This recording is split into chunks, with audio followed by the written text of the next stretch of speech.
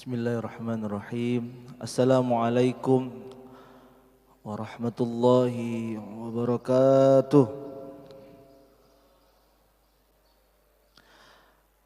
Alhamdulillah, alhamdulillahi rabbil alamin. Wabihi nasta'in ala umur dunya waddin. Wassalatu wassalamu ala ashrafil anbiya'i wal mursalin.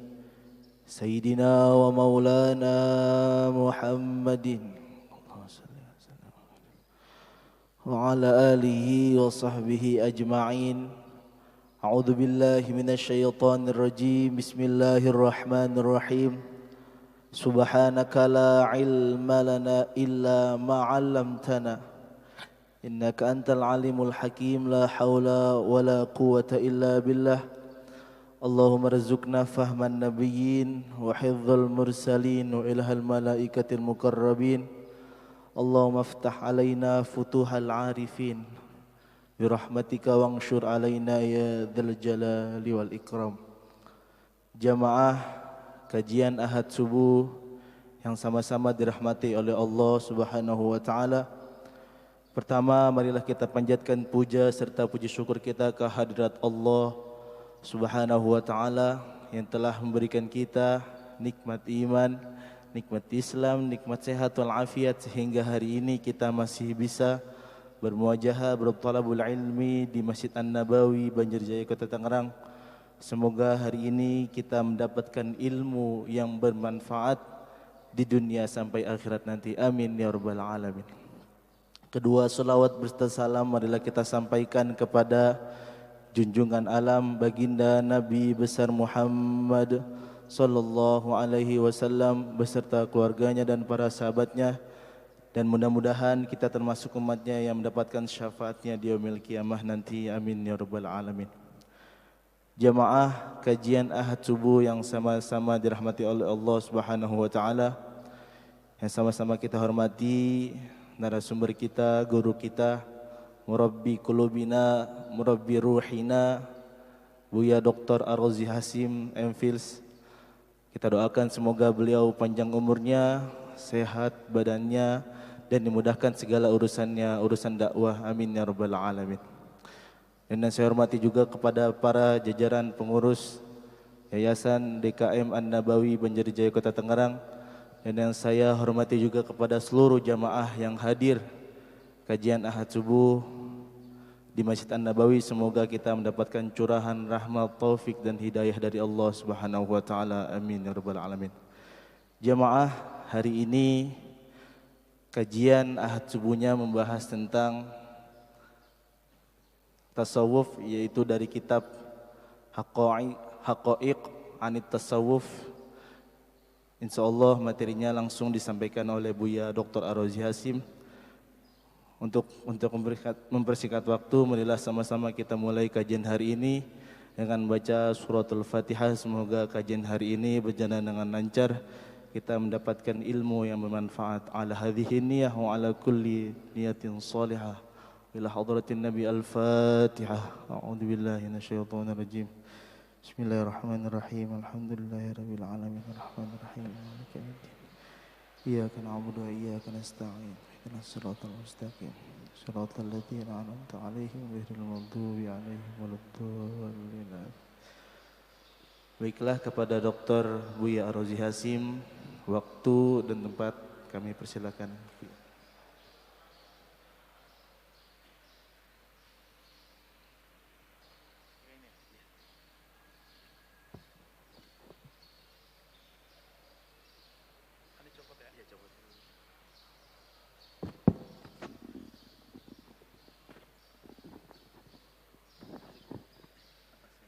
Mas, ya.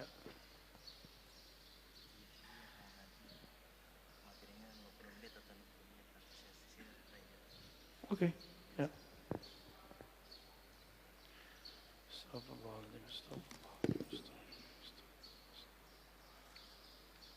Assalamualaikum warahmatullahi wabarakatuh.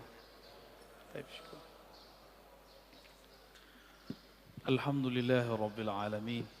Hamdal hamidin, hamdal mustaghfirin.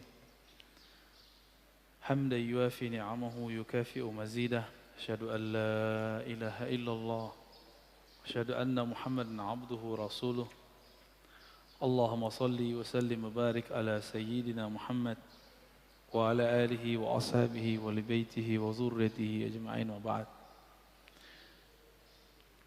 Bapak, saudara, ikhwan, akhwat fillah, jemaah subuh yang diberkahi Allah Subhanahu wa taala. Sekarang saya membawa kitab judulnya Haqa'iq Anit Tasawuf. Haqa'iq berarti jamak dari hakikat. Hakikat-hakikat yang benar mengenai tasawuf. Kenapa beliau nulis kitab seperti ini? Karena beliau melihat ada yang bercerita tentang tasawuf, ada yang membawa simbol tasawuf, tapi tidak sesuai dengan hakikat tasawuf itu. Ada yang menceramahkan tentang tasawuf, tapi itu bukan tasawuf.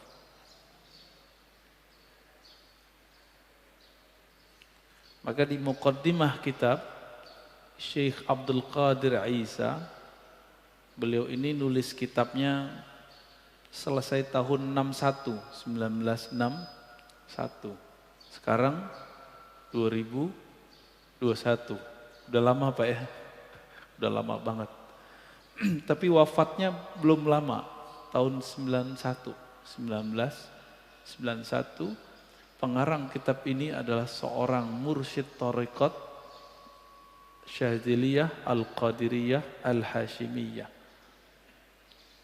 Beliau pernah belajar di Aleppo, kemudian pindah ke Damaskus, ketemu gurunya, murabbinya namanya Syekh Hashim. Pengikut beliau banyak, hampir di semua kota di Suriah, kemudian banyak juga di Turki. Ya, thariqahnya adalah thariqah Syadziliyah Al-Qadiriyah.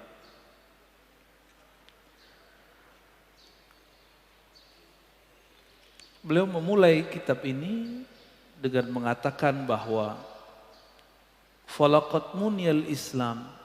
Jadi ketika Islam itu mulai muncul, maka selalu ada musuhnya. Hawalu tahdima arkani, yang berusaha untuk menghancurkan pilar-pilar agama Islam. Maka apa yang terjadi? Di zaman kita, wa nahnul yaum, di zaman kita ini, muncul ilhadiyah, ateis, agnostik, ya, ibahiyah, kelompok yang dia membawa nama tasawuf lalu menghalalkan yang diharamkan Allah, ya. Taridu ilaina minasyarq wal gharb, baik dari timur ataupun dari barat, ya. Karena ini kemudian mengganggu dan meracuni bagi beliau yang disebut oleh para pemuda, maka beliau nulis kitab ini untuk menjawab tentang persoalan tasawuf. Dulu ada seorang penulis barat namanya Nicholson. Nicholson ini dari Inggris. Dia mengatakan tasawuf itu bersumber dari ajaran Kristiani, ajaran cinta kasih. Itu dibantah. Belum lagi nanti kelompok Salafi. Salafi menganggap tasawuf itu dari Buddha, bahkan dianggap dari Yahudi, dianggap dari kebatinan. Enggak puas, sebutlah zindik. Maka sayang sekali kita mendengar banyak musuh-musuh tasawuf kemudian mengatakan at-tasawuf zindik, ya, tasawuf itu kezindikan, zandaqah. Sekarang kita coba lihat pakar tasawuf itu ngomong tasawuf. Nah, saya enggak ahli tasawuf, tapi saya baca kitab tasawuf, ya. Nah, kita coba lihat praktisinya. Syekh Abdul Qadir Isa, mursyid Thariqat Syadziliyah, dan dia ahlus sunnah, bukan syiah. Yang paling lucu, beberapa tahun lalu ada satu lembaga dakwah di Indonesia nyebar tulisan. Nyebar tulisan mengenai Syiah. Isinya tasawuf, isinya tarekat. Berarti si lembaga ini dan si penulis di situ tidak mengerti beda Syiah dengan tasawuf. Betul di Syiah itu ada ajaran mirip tasawuf namanya irfani. Tapi di tasawuf juga ada irfani. Dari itu dua irfani ini ada beberapa kemiripan tapi banyak perbedaannya. Banyak perbedaannya. Tasawuf itu tidak teoritis mutlak. Sedangkan irfani Syiah itu banyak falsafahnya, filsafat ketuhanannya. Sekarang kita coba lihat apakah tasawuf menurut si praktisi tasawuf itu, Syekh Abdul Qadir Isa. Setahu saya kitab ini sudah diterjemah. Silakan dicari ya, Hakikat Tasawuf. Biar nanti nyambung kita kalau membahasnya. Ta'rifut tasawuf, definisi tasawuf. Qala al-Qadi Syekhul Islam Zakaria Al-Ansari. Jadi beliau mengatakan definisi tasawuf itu kita ambil dulu dari Syekhul Islam Zakaria Al-Ansari. Ahlus Sunnah secara umum menyebut Syekhul Islam itu kepada beberapa tokoh. Ahlus Sunnah yang bersanad, berakidah Ahlus Sunnah Asy'ariyah Maturidiyah, bermazhab dan bertasawuf, menyebut Syekhul Islam itu biasanya Al-Imam Zakaria Al-Ansari. Adapun kelompok Salafi, saudara kita juga, itu menyebut Syekhul Islam lebih identik kepada Ibnu Taimiyah, Ibnu Qayyim, Muhammad bin Abdul Wahhab. Ada sebenarnya satu lagi Syekhul Islam Al-Harawi. Di luar itu seakan-akan bukan Syekhul Islam, begitu ya. Tapi sebenarnya banyak, Syekhul Islam itu banyak. Syekhul Islam Zakaria Al-Ansari ini, beliau ahli semua mazhab. Mazhab Hanafi boleh, Syafi'i oke, Maliki bagus, Hanbali bisa. Beliau menguasai semua qiraat. Qiraat itu yang mutawatir 7. Ada yang membahasnya jadi 10, ada yang jadi 14, ada yang jadi sekian.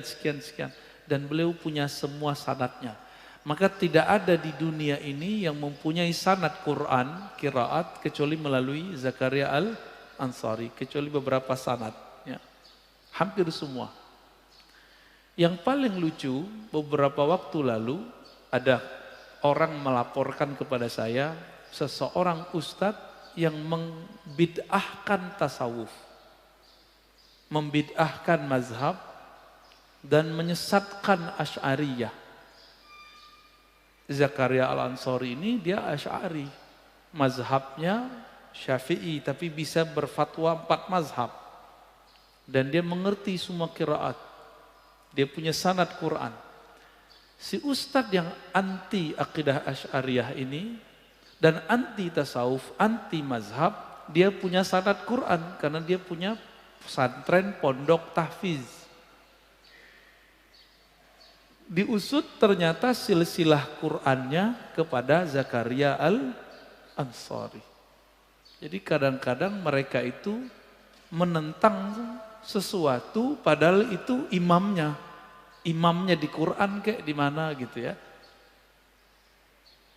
Apa kata beliau?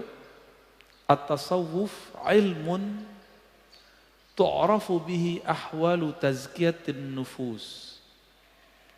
Tasawuf itu ilmu, dengannya diketahui cara untuk membersihkan jiwa. Tazkiyatun nufus. Penyucian jiwa itu bahasa Arabnya tazkiyatun nufus.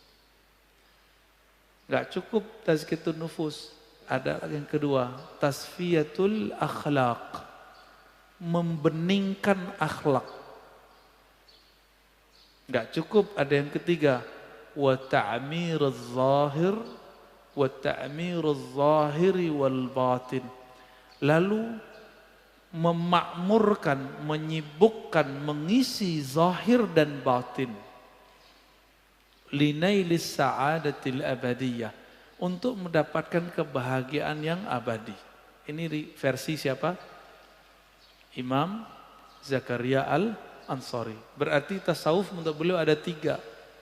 Tazkiyatun nufus, tasfiyatul akhlak, membeningkan akhlak. Yang ketiga, mengisi zahir dan batin. Untuk apa semua itu?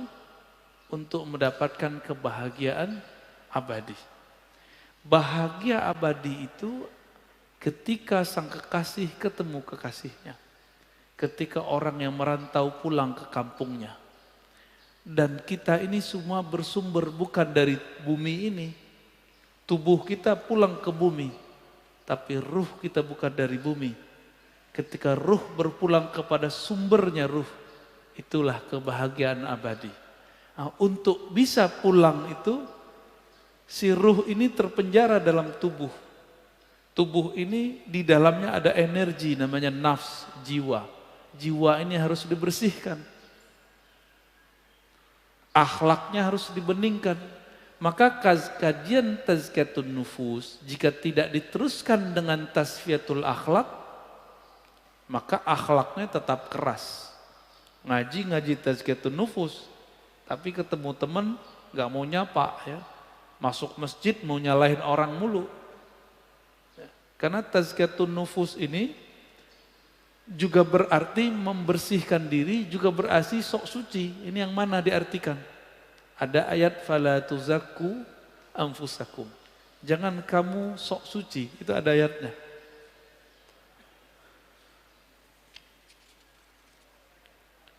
Jadi kalau orang di luar sana mengatakan tasawuf itu enggak sholat, masuk enggak Pak?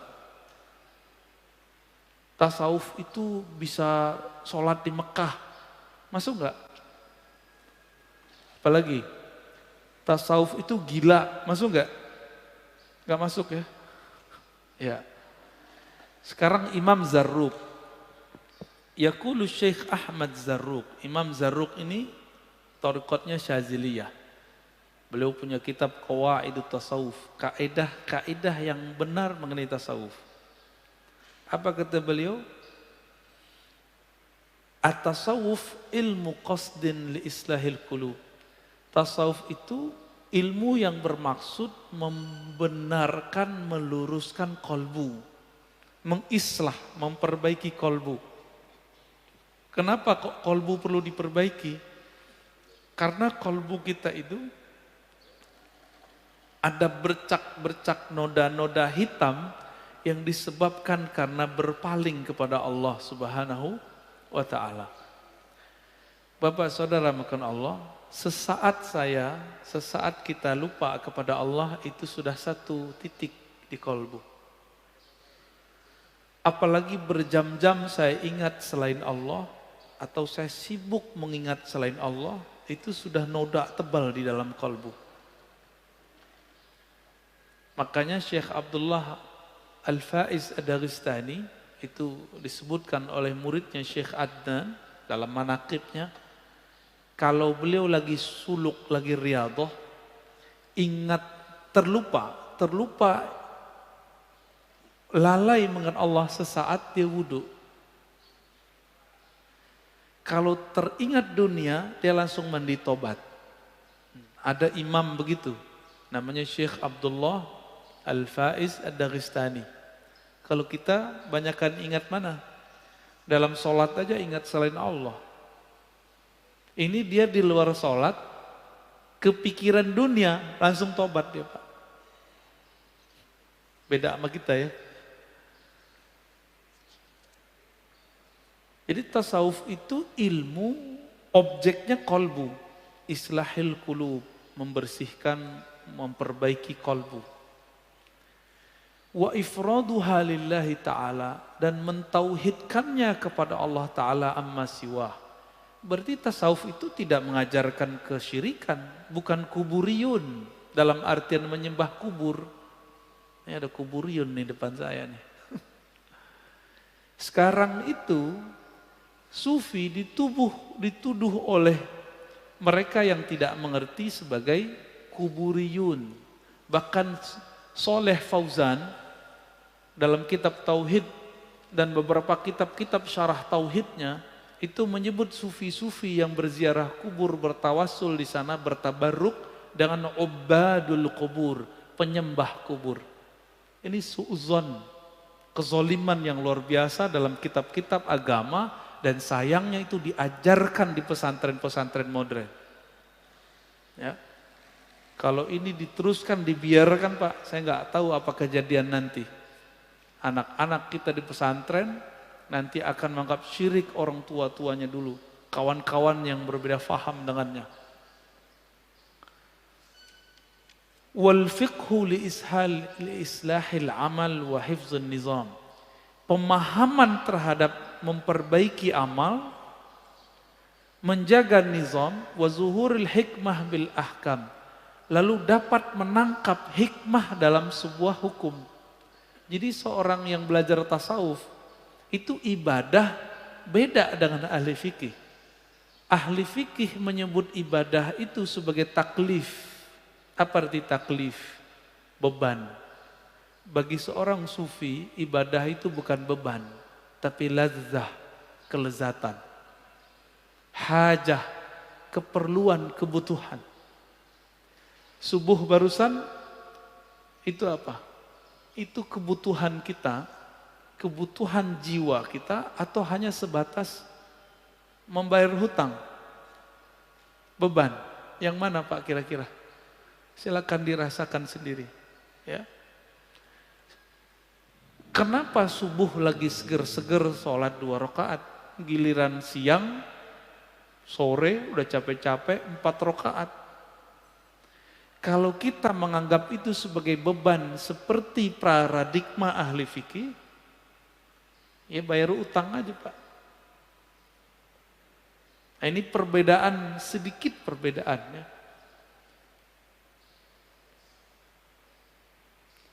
Lalu beliau mengatakan tasawuf itu juga ilmu mengenai usul pokok ilmu tauhid. Nah, makanya beberapa kitab tasawuf yang level tinggi itu pembahasannya tentang wujud Allah. Seperti kitab At-Tuffah Al-Mursalah, ini seminggu ini saya 2 kali membedah kitab itu di Sumatera. Satu di Zawiyah Tarekat Sufi, yang kedua di pesantren. Sebelum ke sini Pak, ini langsung diculik sama pengurus ini ya. Baru nyampe jam 1. Tiduran bentar langsung dibawa ke sini.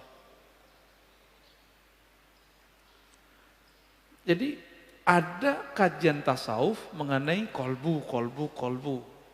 Ada yang kedua mencari hikmah amalan, maka judulnya Sirrul Asrar, hikmah tasyri', itu udah masuk ke sana sebenarnya, antara falsafah sama tasawuf. Kalau Sirrul Asrar itu udah tasawuf. Ada yang tentang ilmu tauhid. Jadi tauhid versi tasawuf itu lebih dalam daripada tauhid versi ahli akidah. Maksudnya apa tuh? Karena imam ahli akidah yang bernama Abul Hasan Asy'ariyah itu bergurunya kepada Abul Qasim Junaid al-Baghdadi. Pernah berguru kepada Junaid. Dan muridnya Junaid bernama Ruwaim. Jadi Imam Abul Hasan Asy'ari ini pernah belajar tasawuf ketika dia sudah tobat daripada Mu'tazilah. Tidak seperti yang dibuat oleh teman-teman Salafi, mereka membuat cerita bohong tentang Abul Hasan Asy'ari. Bahwa Asy'ari ini awalnya Mu'tazilah, lalu menjadi Asy'ariyah, lalu menjadi Salafiyah. Suka-suka aja buat sejarah ya. Sejarah nggak bisa diakal-akali, sejarah itu butuh bukti. Kalau mau buka kitab sejarah, buka kitab yang ada sanadnya. Dan yang bersanad tentang Asy'ari itu adalah kitab Tabyin Kazbil Muftari. Fi manusiba ilal Imam Abil Hasan Asy'ari, karya Imam Ibnu Asakir, ahli hadis di zamannya. Itu dia. Nggak ada di situ penyebutan bahwa 3 periode. Baru muncul di zaman Ibnu Taimiyah. Lalu dikutip kalam Ibnu Taimiyah itu oleh Ibnu Katsir. Ibnu Katsir ini Asy'ari. Cuma karena dia percaya Ibnu Taimiyah, dinukil-nukil aja. Qila, dikatakan. Siapa yang ngomong? Sebenarnya Ibnu Taimiyah. Asy'ari itu 3 periode. Periode pertama Mu'tazilah, yang kedua Asy'ariyah, yang ketiga jadi Salafiyah. Ini tidak benar. Yang benar gimana? Imam Asy'ari kecilnya belajar kepada Zakaria As-Saji dan ayahnya Syekh Ismail. Berarti ahlus sunnah. Zakaria As-Saji itu murid Imam Ahmad bin Hanbal, murid Imam Al-Muzani, akidahnya ahlus sunnah.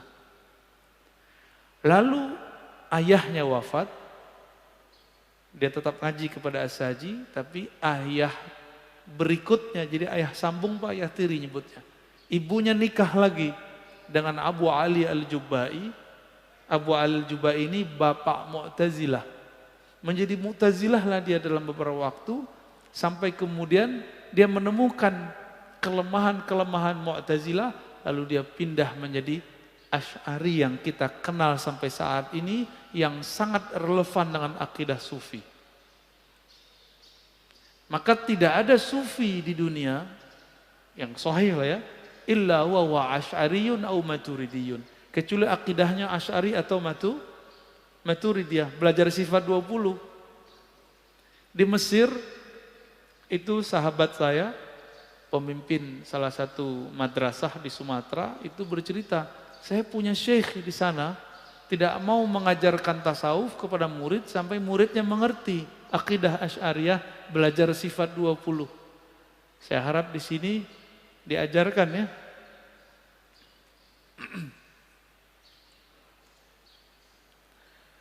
Ilmu tauhid itu ada yang untuk menjaga dalil akli, itu yang kita sebut ilmu kalam, ilmu tauhid yang biasa. Ada yang untuk menyampaikan ruh kepada Allah, itu dengan ilmu tasawuf. Itu perkataan Imam Zarruq lebih kurang ya. Ada imam tadi, Imam Junaid, gurunya Imam Asy'ari, itu menjelaskan tasawuf lebih mudah. Apa kata beliau tentang tasawuf? At-tasawuf isti'mal kulli khuluqin saniyyin. Tasawuf itu ketika orang mempraktekkan akhlak yang luhur. Wa tarku kulli khuluqin daniyyin. Meninggalkan akhlak yang buruk. Akhlak itu tumbuhnya dari kebeningan qalbu. Kalau tidak dari kebeningan qalbu, itu namanya tasannu', dibuat-buat. Contoh, tawadhu. Tawadhu hakiki muncul dari tidak merasa apa-apa di hadapan Allah. Kalau sudah tidak merasa apa-apa di hadapan Allah, maka orang ini akan muncul ekspresinya namanya tawadhu. Maka orang ini tidak perlu memuji-muji orang untuk meninggikan dirinya. Jadi ada orang tawadhu untuk meninggikan dirinya. Jadi ada al-kibru fit tawadhu. Ada kesombongan dalam tawadhu, hati-hati. Kayaknya pura-pura merendahkan diri di depan seseorang, tapi sebenarnya untuk meninggikan dirinya. Nah, ini berbahaya. Karena setan itu bisa masuk dari mana-mana ya. Enggak masuk di luar sholat, masuk dalam sholat. Enggak masuk dalam kelalaian, masuk dalam zikir. Kalau enggak punya tauhid yang kuat, kebawa kita.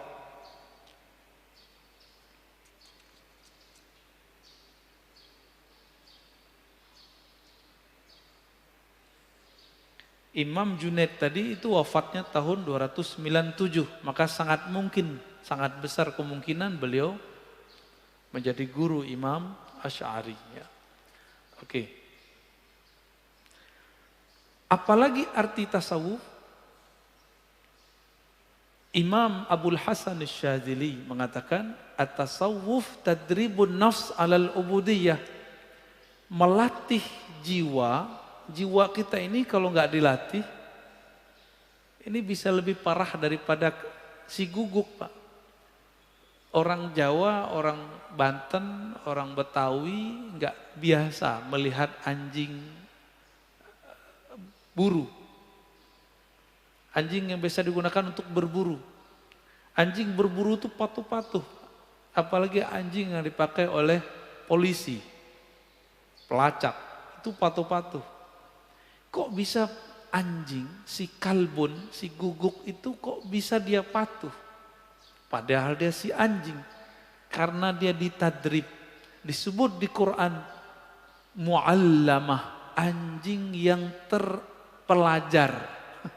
Kalau diterjemahin gitu ya.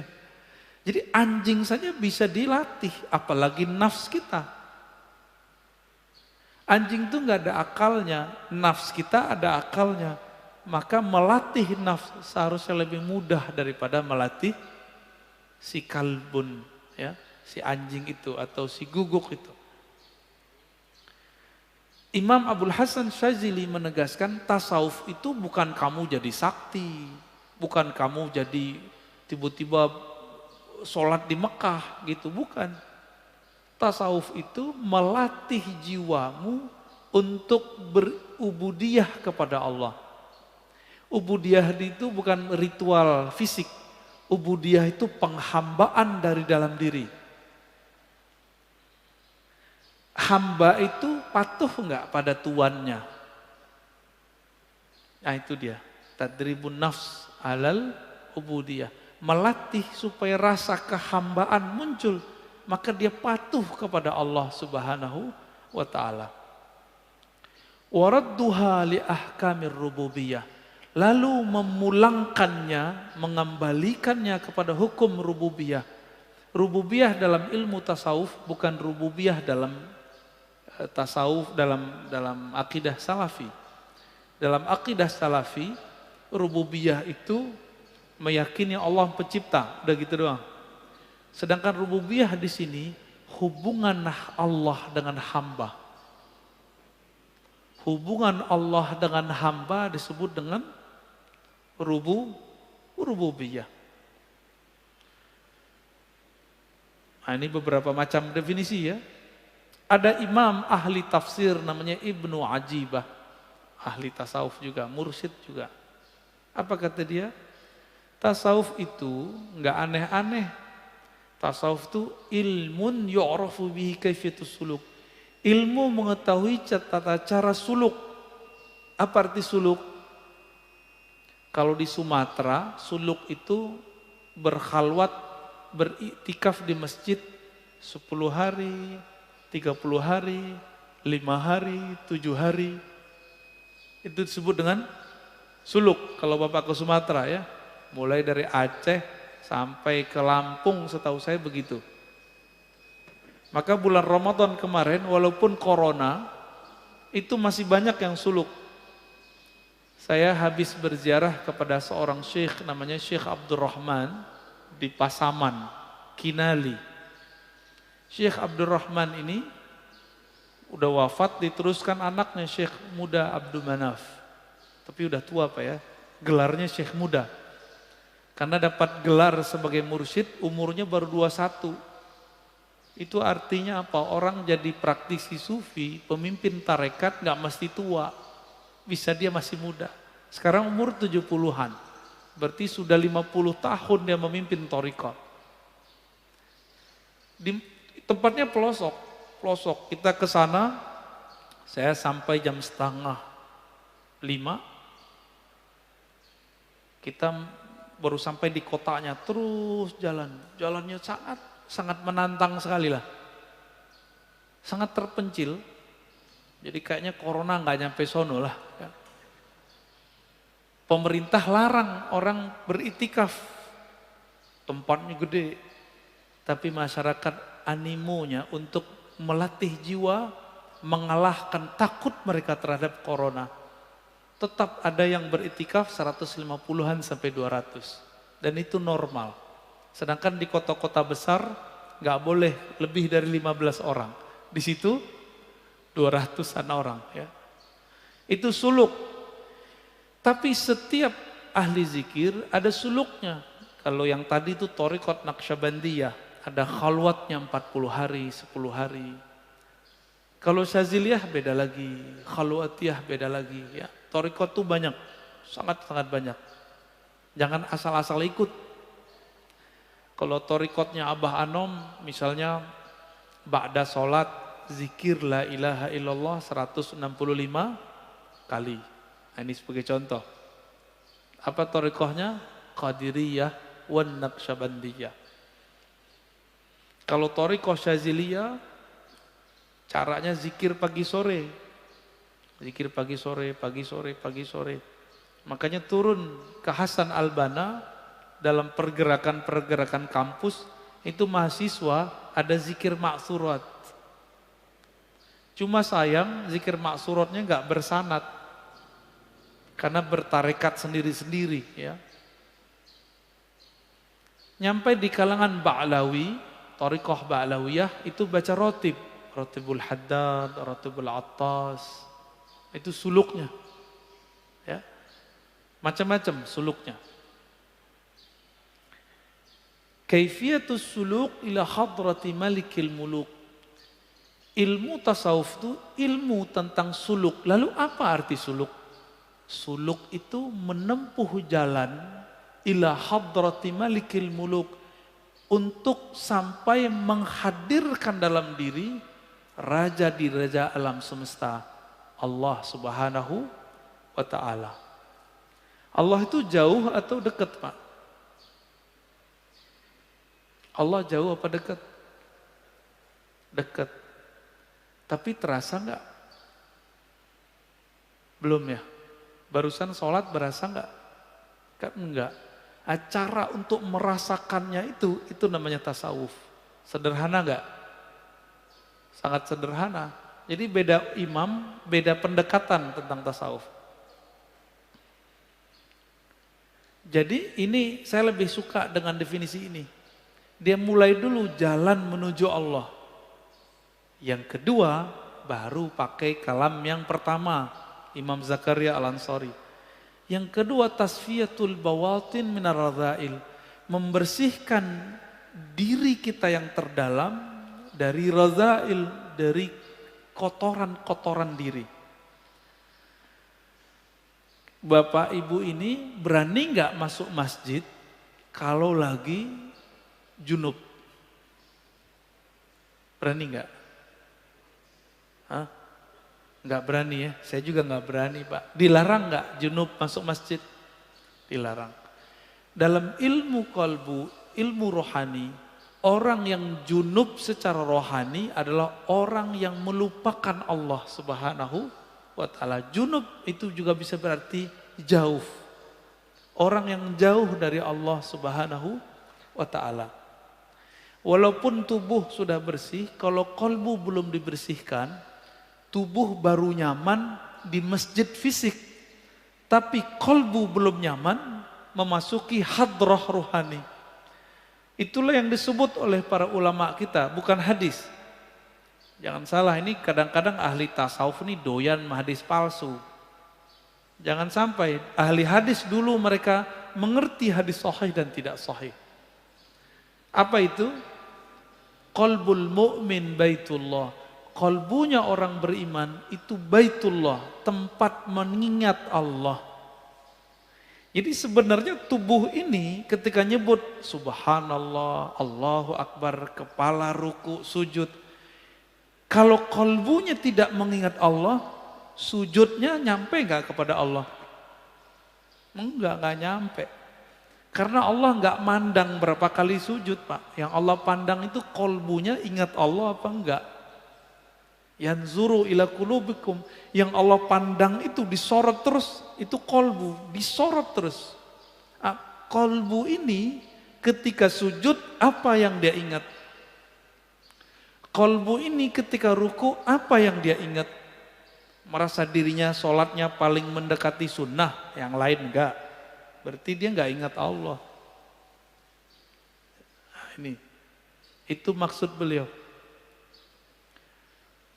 Dibersihkan dulu, baru dipakaikan. Nah, ini gelas kotor misalnya. Terus kita mau buat teh, dibersihin dulu atau langsung dipakai gelasnya? Gimana? Yang benar? Dibersihin dulu, namanya tasfiyah. Habis itu baru dimasukin air. Inilah cara yang benar, berarti di luar itu tidak tepat. Kebanyakan kita konsep berpikirnya belum dibenerin, isi kolbunya belum dibenerin, langsung diajak dakwah, langsung diajak berharokah pergerakan, langsung diajak berzikir, langsung diajak mujahadah. Apa yang terjadi? Kekacauan. Kekacauan dalam dunia hijrah. Jadi kenapa nih banyak yang mengeluhkan orang tua, anak saya hijrah Ustadz tapi kok jadi kasar. Anak saya hijrah Ustadz tapi sekarang kok suka bentak-bentak orang. Anak saya hijrah Ustadz tapi suka nyala-nyalain orang. Kenapa? Karena di dalamnya belum dibersihin. Enggak salah hijrahnya, salah gurunya, dia salah dapat guru. Jadi hijrah ini sangat berkaitan dengan guru. Benerlah dari dulu imam kita mengatakan, fanzuru amman ta'khuzuna dinakum. Perhatikan guru kamu siapa. Gurunya suka nyalak ya dia nyalak. Gurunya suka nyalain orang, dia nyalain orang. Tapi gurunya ahli kolbu, dia akan ikut membeningkan kolbunya, membersihkan kolbunya. Jadi sebelum dipakai, bersihin dulu baru nah itulah namanya proses suluk taubah. Tobat dulu. Proses pertobatan itu lumayan panjang, Pak. Tobatnya orang awam beda sama tobat versi sufi. Imam Sya'rani secara fisik gak pernah dosa. Gak nakal, gak minum khamar, gak merendahkan orang dengan kata-kata. Tapi di hatinya belum tahu. Berguru kepada banyak orang, setiap berguru dia merasa dirinya alim. Lalu dia punya nulis buku. Bukunya itu membuat dia merasa dirinya sesuatu. Ini mohon maaf nih, sekarang ini banyak motivator, trainer untuk melatih orang menulis buku bukan karena ingin menjadi hamba Allah, tapi ingin dapat rate. Ingin nunjukin kita punya brand. Ingin nunjukin bahwa kita ini bisa nulis. Apalagi ada untung-untungan bisnisnya. Selalu begitu. Tetapi Imam Sya'rani melewati masa itu. Dia juga sama. Ingin punya brand. Ingin kaya dengan tulisannya. Ingin dibaca bukunya oleh banyak orang. Makanya kalau kita dulu ke percetakan, Pak. Percetakannya nanya. Kamu bawa buku apa? Apa yang membuat kamu pede? Kalau punya medsos kita tunjukin, nih follower saya sekian, kayak gitu. Jadi udah bukan berarti dari dalam kolbu. Imam Sya'rani mengidap penyakit itu. Ini contoh sederhana aja gini, seneng nggak di like orang? Seneng nggak? Foto kita di Facebook kita apa gitu, di like orang, seneng, normal. Tes dulu. Kalau ada yang komen negatif, tersinggung nggak? Kalau tersinggung berarti senengnya bermasalah, bukan seneng bersyukur, tapi senengnya karena merasa takjub ke dalam diri. Ketika ada yang tidak takjub, dia kemudian tersinggung. Jadi seneng orang muji kita itu manusiawi. Tapi ketika kita tersinggung ada yang menyinggung kita, disinilah sisi kerohaniannya diuji. Ya, jadi antum ini tidak masalah senang di like orang, tapi goyang nggak kalau dikritik orang? Emosi nggak ketika dikritik orang? Kalau iya, berarti di dalam diri kita ada bara yang belum kita padamkan. Itu harus dipadamin dulu Pak. Harus disiram dulu dengan air taubat. Kalau sudah dibenerin, baru tahliyatuha bi anwa'il fadail. Nah, Imam Sya'rani, masalah dia nggak banyak. Dia bukan orang yang jahat. Masalah dia adalah karyanya sendiri. Karyanya dia sudah menjadi berhala. Mohon maaf nih ya, di zaman sekarang buku dibuat hak ciptanya enggak? Benar. Secara undang-undang sih oke-oke aja. Kalau ada orang ngambil buku kita, membajak buku kita, kita marah enggak? Marah-marah orang sekarang. Antum bisa bayangkan Imam Bukhari Muslim tidak pernah dapat royalti dari buku yang dia tulis. Padahal Sahih Bukhari dan Muslim itu yang terbanyak dicetak setelah mushaf Quran. Malu nggak kepada Imam Bukhari Muslim? Saya malu Pak. Ya. Maka kalau nulis buku paling-paling kalau kerja sama penerbit saya minta 3 tahun atau 5 tahun habis itu tolong diwakafkan. Malu kita ya. Imam Bukhari nggak pernah dapat royalti, tapi dia sudah enak sekarang di sono. Imam Sya'rani datang kepada gurunya yang terakhir, namanya Ali Al-Khawas. Orang nggak pintar baca kitab, tapi bisa membaca penyakit kolbu. Ketika datang berguru, Ali Al-Khawas bilang, penyakit kamu ada di bukumu. Bakar bukumu atau sedekahkan bukumu. Jadi dulu satu kitab itu disalin Pak, pakai kertas papirus. Kertas itu tebal, mahalnya bukan main. Sama dengan 3 onta, 3 kerbau lah, satu kitab itu. Kalau itu dijual, kitabnya ada 100, udah berapa onta tuh. Ya. Disuruh bakar atau jual. Saya teringat juga, kalau saya nulis buku nggak berwudu, itu ada bersitan di hati. Oh kamu pinter ya gitu. Ntar kalau dibaca orang kagum kepadamu. Nah gitu dulu kita waktu masih mahasiswa. Kalau udah begitu, kita berhenti. Wudhu lagi, minta ampun kepada Allah, baru nulis.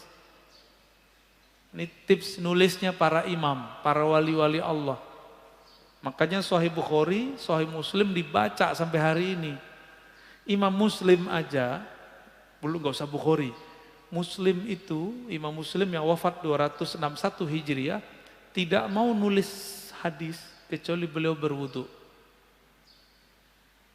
Imam Bukhari lebih ketat lagi, nggak mau nulis hadis kecuali beliau sholat dulu 2 rakaat, lalu berzikir, bersolawat, baru nulis. Gitu orang dulu berkarya. Sehingga nggak ada tuh rasa ingin menonjolkan diri. Akhirnya Imam Sya'rani, dia bakarlah kitab-kitabnya yang dia anggap bermasalah. Di saat dia membakar kitabnya itu, terbakarlah semua penyakit-penyakit kolbunya. Baru diterima jadi murid. Coba bayangin, kalau kita punya guru di zaman sekarang begitu gimana? Paling ada Abu Yamun Fasir, ya enggak? Abu Yamun Fasir kalau datang ke beliau, disuruh puasa air Pak. Siapa yang kuat? Ternyata ada yang kuat. Jadi beliau itu orang salaf tapi hidup zaman sekarang. Ya. Saya nggak bicara masalah kerohanian, saya bicara tentang torikotnya. Riadohnya berat. Itu riadoh orang dulu itu. Ternyata masih ada di Banten. Ya. Kalau nggak kuat nggak usah ikut Pak. Ya.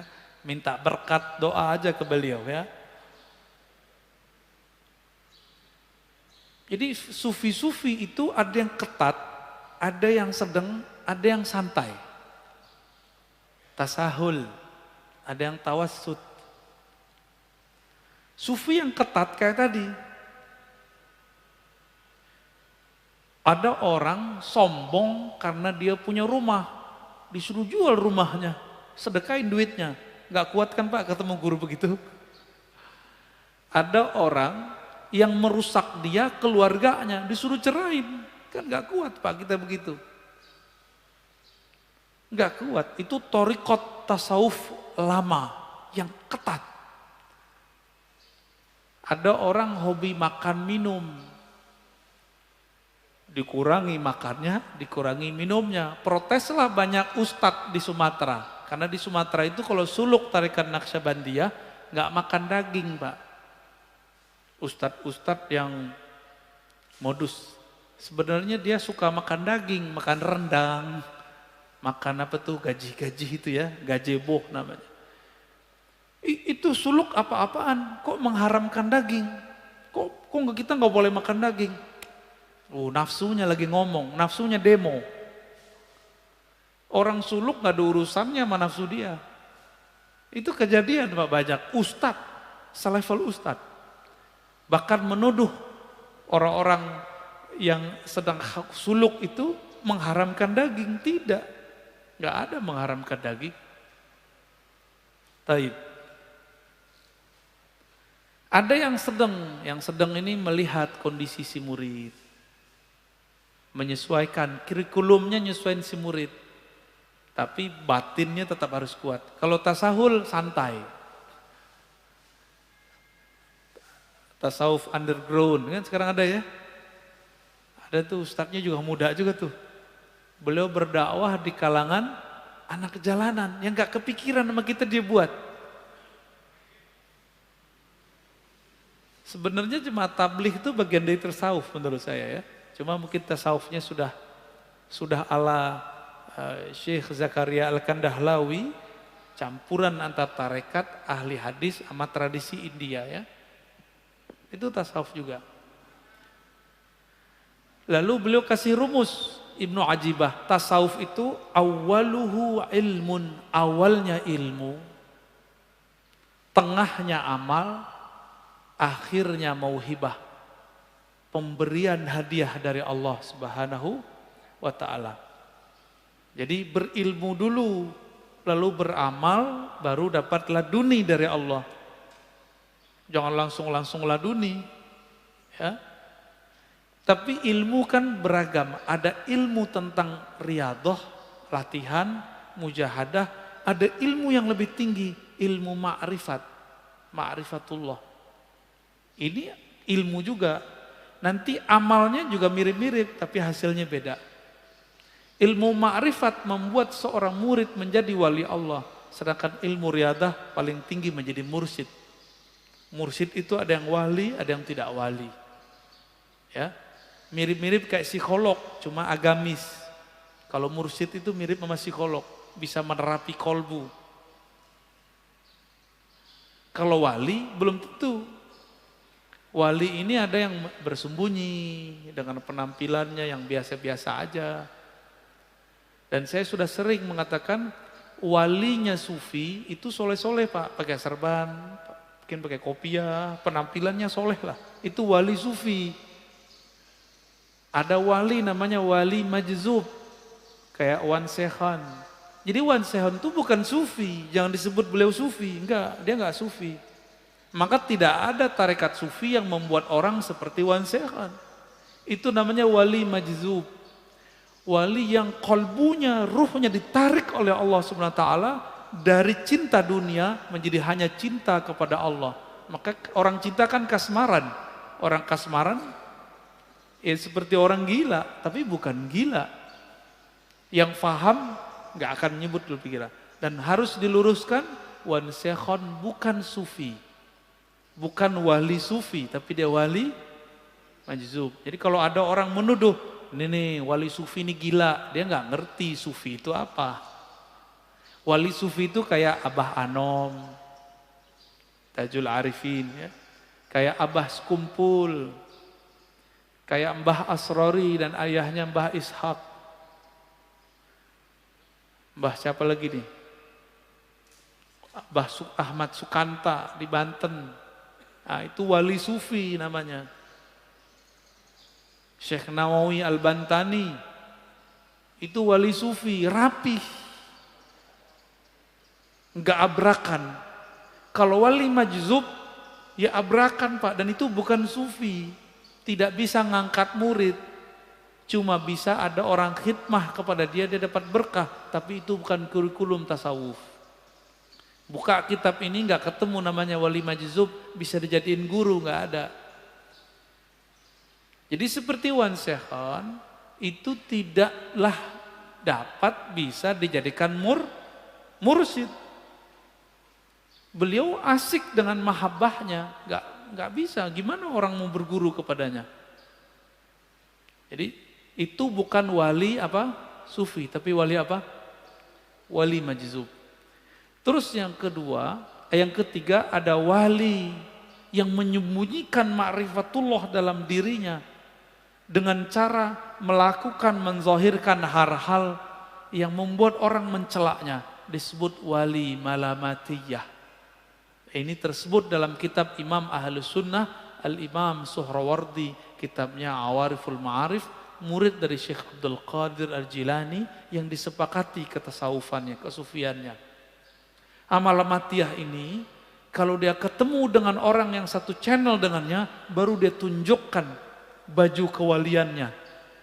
Tapi kalau di depan orang-orang biasa, kayak kita-kita ini, dia tunjukin yang aneh-aneh Pak. Yang kira-kira kita nggak akan mengira kalau dia menyimpan ma'rifatullah di kolbunya. Masa si wali begini gitu. Masa si wali pakai celana pendek, misalnya gitu Pak. Itulah kalam Ibnu Athaillah Sakandari dalam kitab Ibnu Athaillah. Subhana man satara sirral khususiyah bizuhuri al-bashariyah. Sungguh hebat Allah. Allah sembunyikan agen-agen ma'rifatnya dalam rupa sisi manusiawi. Kadang pedagang kelontong, mungkin dia seorang sopir angkot, sopir Grab, siapa tahu, wallahu alam. Bukan berpenampilan kayak kiai, kayak ustadz. Jadi kalau wali sufi mirip sama kiai. Kalau majzub, ya suka-suka dia abrakan. Wali malamatiyah seperti kisah Nabi Musa dan Nabi Khidir. Nabi Khidir menunjukkan maksiat Pak di depan Nabi Musa, benar nggak? Maka antum nggak akan kuat ketemu wali malamatiyah, bisa kafir, mending nggak ketemu. Masalahnya di akhir zaman begini, wali-wali ini kan susah diketahui. Dan besar kemungkinan wali al-ghaus di akhir zaman nanti malamatiyah. Nabi Musa aja gagal Pak. Tapi dianggap berhasil dengan syafaat dari Allah, 3 kali dia ingkar. Benar gak? Nabi Musa bisa ingkar. Loh kita siapa? Kita bukan Nabi Musa. Kalau Allah tidak menakdirkan kita bisa terima, tidak membantu rohani kita, kita bisa nggak kenal-kenal tuh sama wali malamatiyah ini. Wali malamatiyah ini punya trauma dengan iblis. Iblis itu dulu namanya Azazil, bertambah ilmu ma'rifatullah karena dia beramal ribuan tahun, bertambah ujub. Dia merasa mendapatkan pengetahuan, bertambah ujubnya, bertambah sombongnya. Supaya tidak terjadi itu, supaya orang tidak mengkultuskan dia, wali malamatiyah ini menghancurkan karakter-karakter sisi kesolehannya. Supaya orang nanti menghujatnya. Di saat ada orang menghujatnya, disitulah dia kemudian tidak ujub. Itu malamatiyah. Itu bukan sufi loh ya. Jadi yang sufi yang pertama aja. Kecuali si malamatiyah sudah diperbaiki oleh Allah lahirnya, baru dia nanti persis kayak sufi. Kapan itu kita nggak tahu ya. Dan di akhir kata Imam Zarruq, definisi sufi ini tasawuf itu banyak. Tablugh nahwal alfain. Beda imam, beda pengalaman. Kira-kira ada sekitar 2000 definisi tasawuf. Namun semuanya berpulang kepada satu hal. As-sidqut tawajjuh ilallah. Kesungguhan, kejujuran, kebenaran bertawajuh menghadapkan diri kepada Allah. Jadi itulah awal dari doa iftitah, wajjahtu wajahiyah. Itulah tasawuf. Supaya mencapai wajjahtu bisa jutaan cara. Itulah namanya tarekat sufi. Jadi tarekat sufi itu bagaimana koneksi si hamba saat mengatakan wajjahtu wajahiyah. Tadi waktu baca doa iftitah nyambung nggak kepada Allah? Enggak kan? Karena belum punya torikotnya. Ya, belum punya sidqut tawajuh. Lisannya ngomong, kolbunya nggak ngikut. Yang disebut sidik, lisan mengatakan wajah tuh, kolbunya langsung berkiblat kepada Allah Subhanahu wa ta'ala. Berdasarkan itu, kata beliau, apapun kata orang tentang kezindikan tasawuf itu bersumber dari kebodohan mengenai hakikat tasawuf. Ya, jadi tolong sama-sama kita luruskan pemahaman ini. Ya, kira-kira itu, Ustaz. Silakan kalau ada yang mau didiskusikan. Alhamdulillah, terima kasih Buya. Lanjut ke saya tanya jawab. Baik.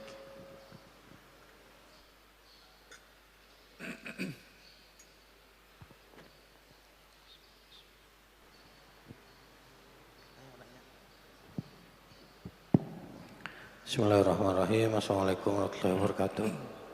Waalaikumsalam. Ini sangat menarik dan sangat menggetarkan hati. Saya mengenal beberapa sufi dan juga makomnya. Kita mengenal mahabbah, ma'rifat, bahkan wahdatul wujud. Atau kita mengenal Rabi'ah al-Adawiyah, kita mengenal Ibnu Arabi, kita mengenal Al-Hallaj, kita mengenal Syekh Siti Jenar. Yang dua terakhir ini sufi yang dihukum mati karena pendapatnya, yaitu anal haq pada Al-Hallaj atau pada Syekh Siti Jenar manunggaling kaula kalawan Gusti. Bagaimana menurut Syekh Abdul Qadir Isya terhadap paling tidak dua tokoh terakhir tadi yang juga dihukum oleh para ulama atau oleh para walinya menurut sejarahnya? Apakah memang termasuk kategori sufi yang masuk wali sufi tadi atau mungkin yang lainnya? Mohon penjelasannya. Kedua, saya punya pengalaman pribadi berkenalan dengan salah seorang yang mengaku dirinya salik. Dan ini termasuk orang yang secara akademisi luar biasa, karena beliau ini secara akademisi mendapatkan gelar doktor dari dalam dan luar negeri. Pada perjalanan sufinya yang dia akui tadi, banyak hal yang menurut saya tadi agak bertentangan. Misalnya, dia mengatakan mursyidnya bisa sholat di Mekah. Kemudian ada juga yang menarik, beliau mengatakan bahwa setiap ayat Al-Quran memiliki hadam, yang kalau kita amalkan, maka hadam itu dalam ayat Al-Quran tersebut, ya mungkin dalam rangka riyadhah tadi akan menjadi tanda kutip pembantu kita. Banyak hal sebetulnya, ini makanya saya ingin tanyakan, termasuk ketika menyikapi penyakit. Padahal saya katakan tadi beliau adalah seorang akademisi yang harusnya bisa berpikir rasional, itu menganggap hampir semua penyakit itu penyakit non medis yang bisa disembuhkan dengan cara bertawassul atau bersolawat. Termasuk mungkin pernah ditanyakan solawat Jibril, yang kalau dia tidak mampu karena jumlahnya yang sangat fantastis bersolawatnya, misalnya 15.000 atau 20.000 atau 30.000, maka kalau dia tidak mampu melakukannya sendiri, dia bisa melakukan kolaborasi dengan jin. atau dengan disebutnya malak. Yang kalau dia tidak mampu maka dia harus membayar sekian juta untuk meminta bantuan tadi yang saya sebutkan jin atau malak tadi. Baik. Itu mohon penjelasannya Ustaz, seperti apa itu? Dan seperti apa sebetulnya tingkatan dari murid, salik, mursyid sampai wali itu? Untuk mengetahui mursyid yang sebenarnya itu seperti apa? Baik. Terima kasih Ustaz. Assalamualaikum warahmatullahi wabarakatuh. Ya, terima kasih Pak, itu info penting bagi saya. Karena yang disebut oleh si dokter tadi tasawuf itu bukan tasawuf. Makanya Ibnu Ajibah, Imam Sufi Mursyid Tarekat Syaziliyah memberi batasan. Tasawuf itu awalnya ilmu, makrifat. Bukan amal, bukan riyadhah. Yang tadi dimulai dari riyadhah. Riyadhah kebatinan berarti Pak. Setelah berilmu, mengenal Allah, bermakrifat dulu, baru berriyadhah. Latihan. Wirid, zikir. Terakhir baru dapat mauhibah, ilmu laduni, akah itu ketenangan jiwa, kah itu kekhusyuan, kah itu bukan khadam. Kita nggak ada urusan sama khadam.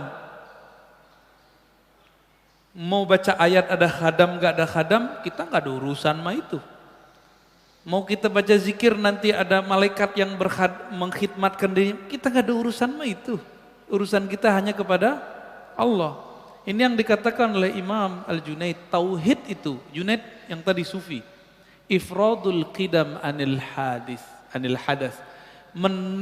Menanggalkan, memisahkan, mengesahkan Allah SWT dengan menanggalkan sisi-sisi selainnya yang baru. Jadi kalau masih tertarik sama kebatinan, khadam-khadam, lalu supaya sukses, bayar mahar, itu kebatinan itu Pak. Berbaju tasawuf, inilah yang dikatakan dengan mutasawwif, sufi palsu. Jadi sufi beda dengan mutasawwif. Itu sufi palsu. Ya. Adapun mengenai gurunya sholat di Mekah, kalau itu lain cerita. Masuknya kemana nih? Bab karomat atau bab khurafat yang mana? Ada dua Pak. Kalau karomah emang tiap hari karomah diberiin. Kalau khurafat barangkali itu. Oh, syekh kita sholatnya di Mekah gitu. Sholat Jumat di Mekah. Loh kita lagi sholat Jumat, Mekah belum sholat Jumat Pak. Kita sholat jam berapa? Jam 12. Mekah jam berapa waktu itu? Baru jam 8. Bahlul namanya. Jadi hati-hati. Maka wajib belajar tauhid sebelum belajar tasawuf. Kalau enggak usah belajar tasawuf. Belajar tauhid aja. Belajar fikih aja Pak. Ya. Jadi daripada tersesat, gak tahu nanti mana yang sohe gak sohe, gak usah belajar itu. Ya, jadi kok bisa doktor? Lah doktor kan gelar akal bukan gelar rohani. Doktor kan gelar dia nulis penelitiannya bagus, bukan berarti rohaninya bagus. Dulu salah satu dosen saya, namanya Prof. Bambang Pranowo, almarhum, orang Matla'il Anwar. Beliau mengisahkan pernah tersesat ikut Lia Edan. Hah? Apa yang terjadi Pak? Orang nanya, Prof, ente kan profesornya di luar negeri lagi, tamatan pesantren lagi, tauhidnya kuat, tapi kering, dia pengen cari sensasi rohani. Kok ikut Lia Edan? Jawaban dia apa? Gimana saya nggak mau ikut, penasaran. Dia ngaku gurunya Jibril, pengen berguru sama murid Jibril, gitu. Setelah lama kebuka nggak bener. Nanti muncul ketemu lagi Pak, ada orang ngaku sufi tapi ngajarin reinkarnasi, titisan, itu bahlul semua, itu nggak bener itu. bukan sufi yang sahih. Itu mutasawwif. Makanya nanti mereka fokusnya di riyadhah. Ma'rifatnya nggak ada. Tasawuf dimulai dengan ma'rifat atau tauhid kepada Allah. Kalau enggak, batil. Ya. Kalau enggak ketemu, udah enggak usah di sini aja lah ngajinya. Ya. Enggak usah ikut yang aneh-aneh, Pak. Enggak ada jalan instan. Quran aja turun 20-an tahun. Ya. Apalagi yang kita zaman-zaman sekarang. Adapun mengenai Hallaj dan Syekh Siti Jenar, nah, di sini ada pembahasannya. Bapak bacaannya udah banyak nih ya. Nanti ada pembahasan khusus Pak insya Allah. Nanti saya bahas mengenai Wahdatul Wujud. Di sini sudah ada halaman 434. Beliau sengaja tidak masukkan nama Hallaj, tapi pembahasannya ada di sini. Karena orang Thariqat Syadziliyah ini menghindari sesuatu yang clash. Jadi nama-nama seperti Hallaj nggak ditonjolkan jelas-jelas. Ada, tapi tidak jelas. Insya Allah next time saya jelasin. Ya. Ustadz, yang berkaitan dengan tadi, untuk menyadarkannya, kalau Prof. Bambang Pramono kan sempat keluar ya dari Lia Eden itu. Nah saya juga sebetulnya secara personal ingin menyampaikan kepada teman saya tersebut, karena saya berkeyakinan bahwa secara logika ini bisa diajak bicara gitu. Tapi pada faktanya susah sekali. Caranya seperti apa sih seharusnya itu? Apa saya perlu temukan dengan Pak Kiai ini supaya... Gak usah Pak. Gak usah. Tunggu dia menemukan sesuatu yang ganjil dari gurunya. Nanti dia akan kelihatan galau, di situ Bapak masuk. Ini, jadi kita itu tidak akan pernah bisa merubah hati orang. Enggak akan pernah. Allah Pak yang merubah hati orang. Kita itu cuma jadi asbab. Jadi enggak boleh bilang ente sesat tuh. Enggak tertarik dia ngobrol sama Bapak nanti. Ngobrol aja Pak santai terus. Orang berubah dengan ngobrol santai itu lebih baik daripada dia dikafir-kafirkan terus berubah. Diancam-ancam berubah. Nanti ancamannya hilang dia balik lagi, kambuh lagi. Tapi dengan ngobrol santai, ngobrol terbuka dari hati ke hati, jangan-jangan Bapak yang yang kebawa. Kuatan dia kan. Ya. Ini satu hal Ustadz. Dia itu selangkah lagi ke guru besar, hanya tinggal Skopus saja. Tetapi dia harus menunggu mursyidnya itu. Itu saya juga bingung itu gimana caranya supaya dia yakin bahwa apa yang dia lakukan itu kurang benar lah istilahnya. Gini aja deh, ciri-ciri mursyid palsu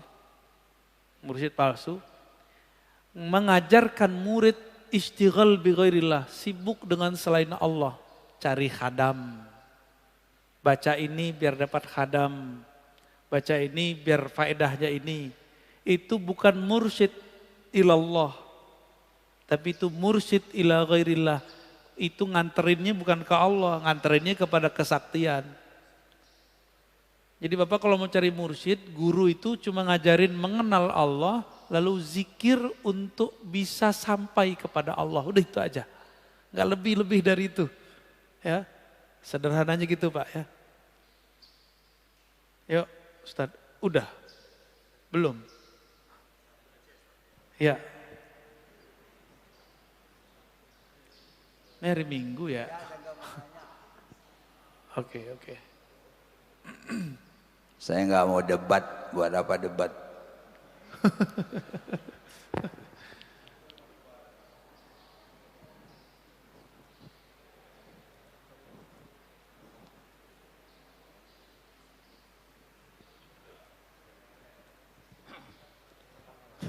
Terima kasih Ustaz.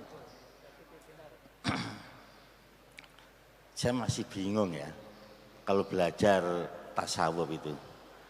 Yang saya tahu tasawuf itu meninggalkan apa ya, yang di dunia ini sudah dianggap tujuannya hanya Allah saja. Nah, sekarang apa sih sebetulnya input untuk mempelajari tasawuf itu, dan nanti outputnya itu loh, nanti Saya itu mau jadi apa gitu loh. Ya, itu aja input dan output aja Ustadz. Makasih. Orang kantoran begini nih. Nanyanya input output. Kayak mau buat proyek baru aja Pak. Oke baik Pak, bagus. Betul, kita kontan cash aja. Apa inputnya, apa outputnya, kira-kira gitu ya. Beliau tadi itu sudah menyebutkan. Orang belajar tasawuf itu bukan pengen sakti. Tapi mendekat kepada Allah yang maha sakti. Lalu apa yang harus dilakukan? Tazkiyatun nafs. Membersihkan jiwa, wa tasfiyatuha. Dan membeningkannya. Kalau saya tambahkan. Wa ma'rifatullah, itu yang pertama. Sebelum kita, antum tadi nyebut aneh, nyari GPS nggak? Nah, jadi kita sebelum mau kemana, kita minta petunjuk dulu. Kemana nih saya mau pergi? Itu ma'rifat namanya, ilmu. Maka sebelum kita kemudian belajar tasawuf, pelajari dulu Pak, kerangka tasawuf itu dari ahlinya. Jangan dari selain ahlinya. Pelajari, di situ nanti ketemu tujuannya apa yang dipelore, itulah output input. Jadi semua definisi tadi Bapak nggak usah bingung, tinggal ambil aja satu. Ya. Kalau pengen cari sakti jangan ke sufi, cari dukun aja Pak. Ya, perdukunan gitu bisa nangkep jin. Enggak, kita enggak cari itu. Untuk apa bisa nangkap jin nundukkan khadam, tapi sholat gak khusyuk, untuk apa? Ya kan? Jadi nanti salah satu yang Bapak peroleh, itu sholat tuh lebih enak. Sholatnya pasti gak khusyuk tadi subuh kan? Saya jamin tuh kelihatan wajahnya kok. Itu kenapa? Karena bingung. Mau bertasawuf tuh gimana? Sedangkan pelajaran tentang ibadah selama ini itu kayaknya beban. Bacaan. Belajar tasawuf itu membebaskan diri dari beban. Itulah perkataan Imam Abul Hasan Sazili yang diabadikan dalam kitab ini. Dalam kitab-kitab tasawuf. Syaikhuka man la yut'ibuka. Kitab Lataiful Minan, Ibnu Athaillah. Guru hakikimu, guru tasawufmu itu bukan yang bikin kamu banyak wiridan. Yut'ibuka, bikin kamu capek berwirid. Tapi guru hakikimu itu kalau dia ngasih wirid kamu nggak kecapean gitu. Sama-sama dikasih wirid nih. Si A ngasih wirid, si B ngasih wirid. Tapi giliran si B ngasih wirid nggak beban Pak. Nah itu gurunya tuh. Malah seneng, ada ketenangan, ada sensasi yang nikmat saat berzikir. Itulah mursyid kita. Itulah sufi yang Bapak cari. Tapi kalau wirid ini, rotib ini, hizib ini bikin beban, tinggalin aja itu. Makanya guru-guru sufi yang hakiki tidak pernah ilmunya saklek. Zikir tuh gak saklek. Yang gak sanggup 1000 ya 500, gak sanggup ya 40, yang gak sanggup ya tasdik aja ente. Gitu. Jadi gak ada paksaan. Gak ada paksaan. Tapi kalau tarekat sudah menjadi sebuah organisasi tertutup, mulai ada strata. Mulai ada kemudian amalan. Kalau level ini amalannya ini. Emang bisa makom orang dilihat dari amalan? Gak bisa. Jadi tarekat kalau udah jadi organisasi, dia sudah keluar dari fitrah tasawuf. Ini hati-hati ya. Jadi tidak semua tarekat sufi itu menghantarkan kepada ilmu tasawuf. Nah ini pengalaman saya bertarekat Pak. Karena saya juga belajar tarekat. Ketemunya di mana? Ketika dulu kita belajar satu kitab namanya Lataiful Minan, karya Ibnu Athaillah, beliau nyindir kita, nyindir saya, nyindir pembaca. Kamu kok cari guru yang banyak wirid? cari guru yang bikin kamu doyan wirid. Beda loh Pak ya. Jadi guru kita itu yang bikin kita doyan wiridan, kayak nggak kecapean. Tapi kalau kemudian disuruh ini lagi, kalau nggak bisa bayar mahar. Ya Pak ya. Enak amat bisa kepada Allah pakai bayar-bayaran. Lain dengan Abu Bakar As-Siddiq. Abu Bakar As-Siddiq itu karena saking tasdiknya, apapun kebutuhan Nabi belum terbersit dalam pikiran Nabi, dia hantarin kebutuhan Nabi tanpa ada beban. Nabi kan nggak pernah juga, ente Abu Bakar kasih semua harta ente buat saya, nggak ada. Abu Bakar memberikan hartanya kepada Rasulullah sukarela. Emang Nabi dibuat untuk diri sendiri kan enggak. Nabi dibagi-bagi lagi. Karena setiap hari itu banyak pengemis yang datang kepada Rasulullah. Fuqara masakin yang minta kepada Rasulullah. Rasulullah itu baru beli baju, ada orang minta langsung kasih Pak. Coba Bapak belum beli BMW, saya minta, mau enggak? Ketawa dia langsung. Katanya tasawuf membuang sesuatu selain dunia, selain Allah. Membuang dunia enggak kuat Pak. Tasawuf bukan itu. Tasawuf bukan buang dunia. Tasawuf tetap di dunia, tapi dunia enggak tembus ke dalam kolbu. Itu baru tasawuf. Maka tasawuf sufi-sufi ini bisa ketemu di kalangan pejabat, perwira-perwira, pedagang-pedagang, ulama-ulama, ahli ibadah, orang-orang yang gak kita kira-kira, ternyata mereka punya channel yang sama dengan kita. Nanti ketemu Pak. Orang kebatinan juga ketemu di macam-macam. Banyak sekarang pejabat cari backup yang kayak tadi-tadi itu Pak. Dia cari backup tuh, sayang nih orang. Tapi disitulah Imam Sya'rani mengingatkan, ente hati-hati sama ahlu dunia. Pejabatkah, pedagangkah, pengusaha datang kepada ahlullah, sufi wali, ingin membackup dunianya. Ntar mau 2024 nih, ya enggak? Bapak tahu enggak cerita dulu presiden-presiden sebelumnya? Itu mereka kalau mau kampanye ngundang semua ahli zikir dari berbagai daerah ke rumahnya, istananya dia, wiridan. Backup langit istilahnya. Udah terpilih gimana? Tinggalin. Itu ahlu dunia begitu Pak. Tapi ada yang mau backup. Ya. Kita misalnya gini, ada dua pilihan nih. Kita tahu kalau ini yang jadi hancur Indonesia. Maka seorang ahli sufi ini kadang sukarela mendoakan itu. Gak perlu diundang. Dia mendoakan dari jauh. Ada yang begitu. Ya. Cukup Ustaz ya? Udah, masih ada lagi? Ya udah, silakan. Bismillahirrahmanirrahim. Assalamualaikum warahmatullahi wabarakatuh. Assalamualaikum. Pak Ustadz, terima kasih atas pencerahan mengenai tasawuf ini yang terus terang saya pribadi amat sangat awam. Sehingga ilmu mengenai tasawuf ini yang masuk ke rasa itu simpang siur, tidak hanya sepenggal-sepenggal begitu Pak Ustadz. Kami mohon pencerahan, salah satu yang kami dengar itu adalah bahwasanya Imam Ghazali itu adalah ahli tasawuf.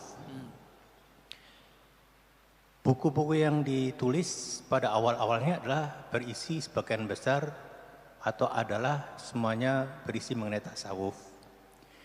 Kemudian menjelang akhir hayatnya beliau yang kami dengar itu merubah isi buku-buku itu meninggalkan tasawuf, hanya ibadah. Apakah ini benar dan apakah ini menunjukkan bahwasanya tasawuf itu jadi sesuatu yang absurd, jadi baik. yang misleading lah begitu Pak Ustadz. Baik Pak. Terima kasih pencerahannya. Assalamualaikum warahmatullahi wabarakatuh. Assalamualaikum. Bagus Pak pertanyaannya. Ini banyak yang bukan misleading, miskonsepsi terhadap Imam Ghazali. Ya. Imam Ghazali itu murid dari Imam Al-Juwaini. Al-Juwaini ini ahli mantik dan ahli usul fikih. ahli memproduksi hukum. Namanya Imam Al-Juwaini. Setelah dia mahir, Imam Ghazali ini menjadi guru besar. Dipindah dari Isfahan, pindah ke kota Baghdad. Baghdad itu kayak Jakarta aja Indonesia. Jadi bayangkan sekarang di Jakarta dia jadi guru besar. Terkenal seantero negeri. Buku-bukunya dibaca di semua distrik dan provinsi. Itu Imam Ghazali. Jadi periode pertama dia ahli usul fikih dan ahli kalam. Ahli kalam. Karena Imam Al-Juwaini ahli kalam, ahli akidah. Dia suka debat.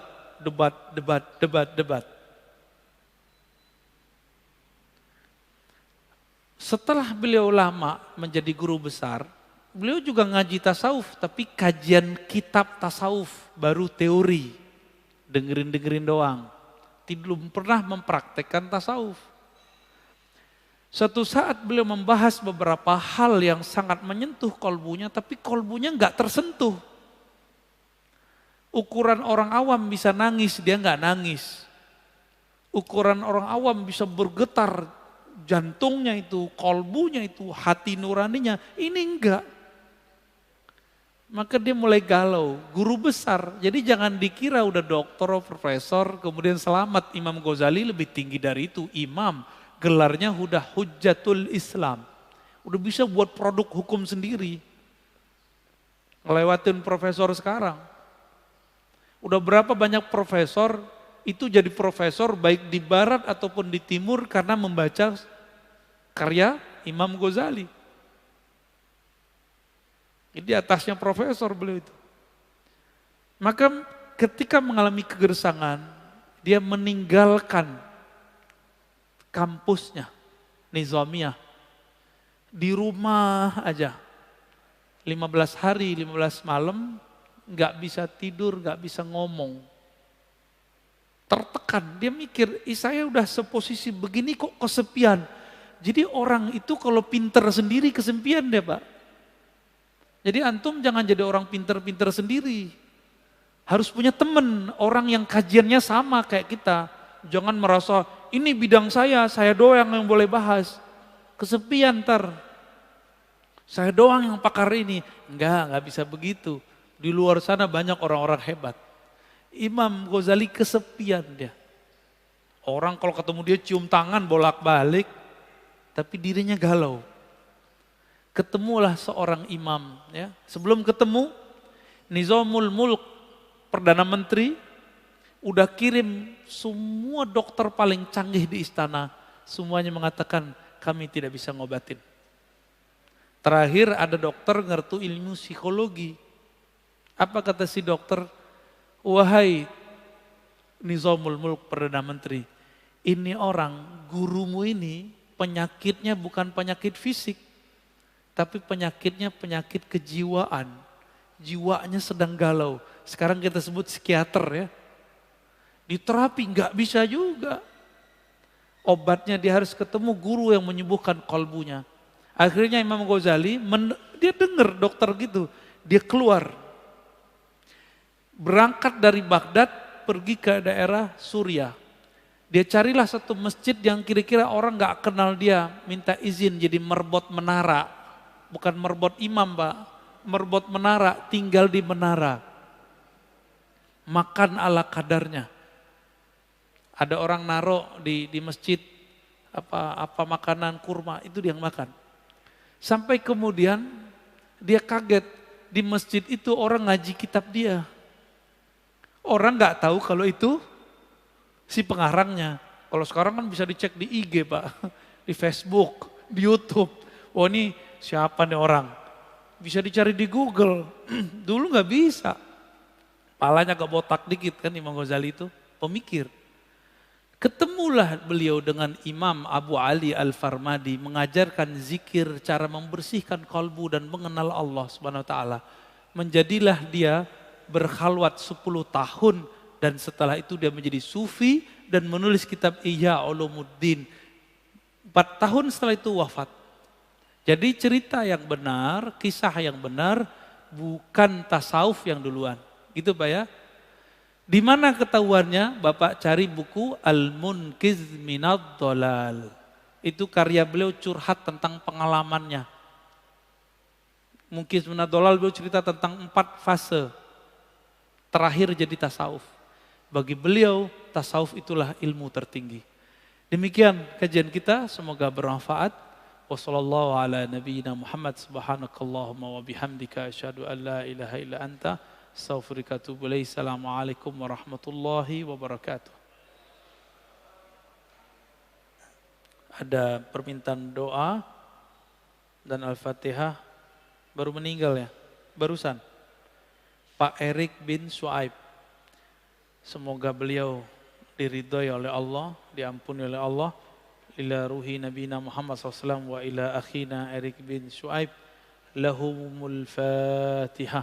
A'udzubillahi minasy syaitonir rajim. Bismillahirrahmanirrahim. Alhamdulillahirabbil alamin arrahmanirrahim maliki yaumiddin. Shiratal ladzina an'amta 'alaihim ghairil maghdubi 'alaihim waladdallin. Amin. Sallallahu ala nabiyina Muhammad. Ya Fatah.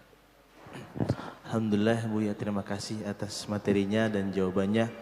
Semoga apa yang Buya sampaikan dapat dipahami dan dipraktekkan ke dalam kehidupan kita sehari-hari. Demikian kajian Ahad Subuh hari ini.